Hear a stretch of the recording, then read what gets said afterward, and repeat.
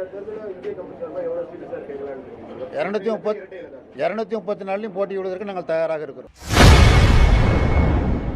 இன்று செய்தியாளர்களை சந்தித்து பேசிய இந்திய கம்யூனிஸ்ட் மாநில செயலாளர் முத்தரசன், தேர்தலில் திமுகவிடம் எத்தனை சீட் கேட்க உள்ளோம் என்பது குறித்து விளக்கமளித்துள்ளார்.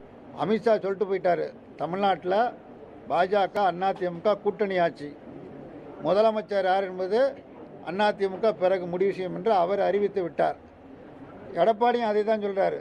அமித்ஷா சொல்லிட்டாரு, அதனால யாரும் அதை பற்றியெல்லாம் பேசாதீங்கன்னு தான் சொல்கிறாரு. அதனால் நயினார் சொல்வதெல்லாம் வெறும் வார்த்தை ஜாலங்கள், அது எடுபடாது.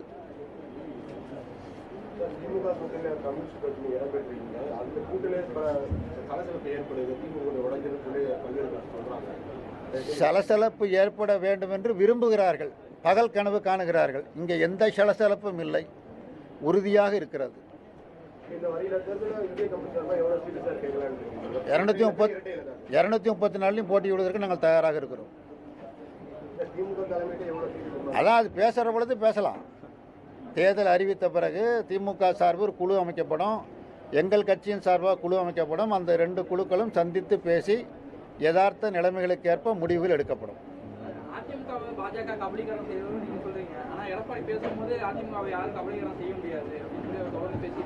கபலீகரம் செய்ய முடியாதுன்னா கபலீகரம் செய்வது யாருன்னு சொல்லணும்ல. அவர் இன்னார் கபலீகரம் செய்ய முயற்சிக்கிறார்கள், அதற்கு நாங்கள் இரையாக மாட்டோம்னு எடப்பாடி சொல்லணும்ல. ஏன் அதை சொல்ல மறுக்கிறாரு?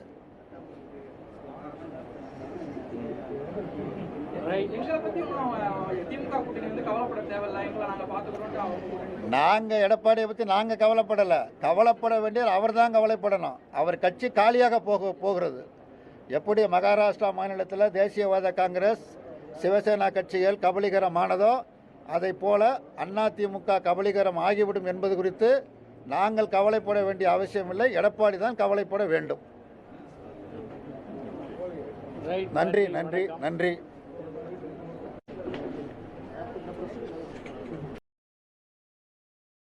செய்திகளை உள்ளது உள்ளபடி தெரிந்து கொள்ள ரெஃப்ளெக்ட் நியூஸை சப்ஸ்கிரைப் பண்ணுங்க.